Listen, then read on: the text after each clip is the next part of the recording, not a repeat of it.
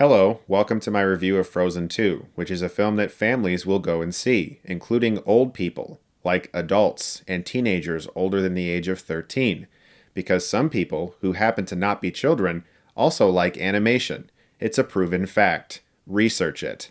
Plus I say words like fuck and goddammit. So this video is not for kids. Fucking crazy.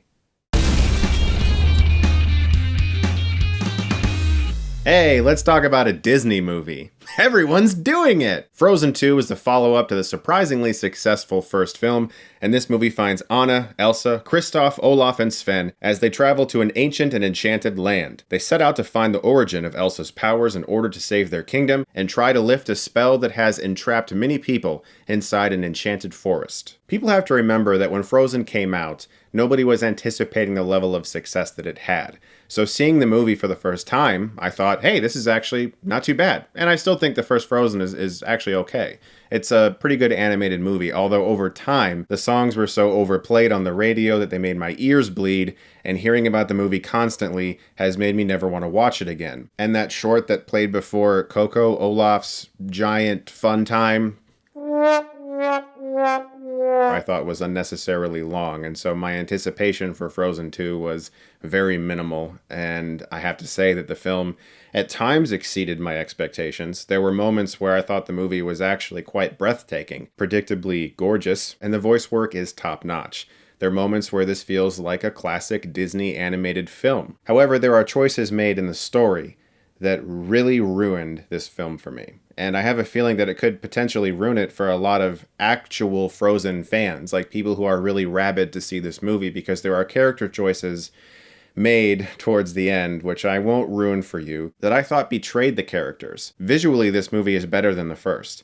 Story-wise, it's considerably worse. Kristoff's character is trying to propose to Anna for the entire movie. So you get a lot of those really tired and cliche scenes where he's trying to propose, she's not paying attention, and he can't get the words out. And you know that's going to happen for the entire film. And that's all they do with his character. He also has what I think is the worst song in the movie. It might be okay on a soundtrack just listening to it, but when you see him performing it in the film, combined with the fact that his story was really uninteresting, I felt nothing. But there are many songs in this movie that are excellent. Idina Menzel has a great voice, obviously. She's a beautiful singer, and some of them are very well written and catchy. I've only heard a few of them one time, and I've had them in my head for the entire week since seeing this movie, which is, yeah, that's gonna happen. Prepare yourself for that. I also don't like the Olaf character. I find him very annoying. He grates on my nerves, and he gets a lot of screen time in this movie, so if you like Olaf, good for you. That's great. You're going to have a great time with the annoying snowman. For me,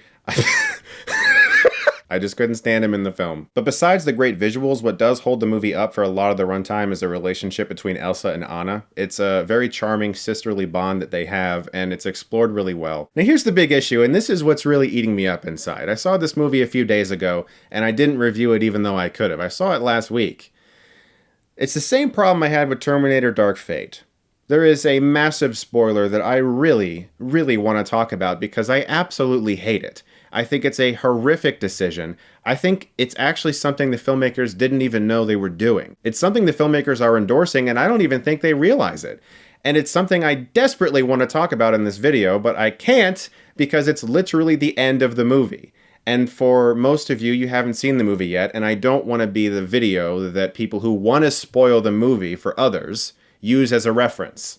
So I'm going to wait till it comes out, but there's a decision made towards the end of this movie that I just can't get behind. It's so incredibly scatterbrained, and it's so unwarranted and unearned that it actually blew me away. I have been dying to talk spoilers with somebody who's seen this movie for like a week. Unfortunately, I can't find anybody who has, because there's a part of this movie, it's just so poorly thought out.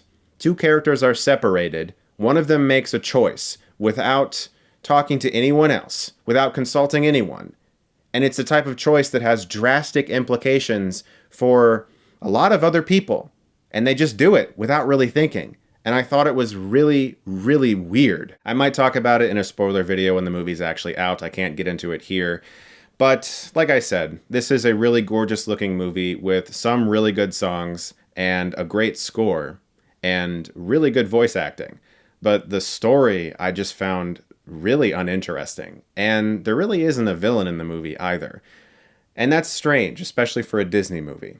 There's no villain. It's just about this forest and all of these characters we're suddenly supposed to care about. And the way the film tries to tell its story through magical ice sculptures really just feels like reaching. Like they couldn't figure out another way to tell this story. Still, I am indebted to the Frozen franchise for one specific reason. And that is... Please welcome the wickedly talented one and only Adele Dazeem. That's a gift to all mankind, and I am so glad that we have it. I'm going to give Frozen 2 a C+. Look forward to more reviews very soon, and if you like this, you can click right here and get Stuckmannized.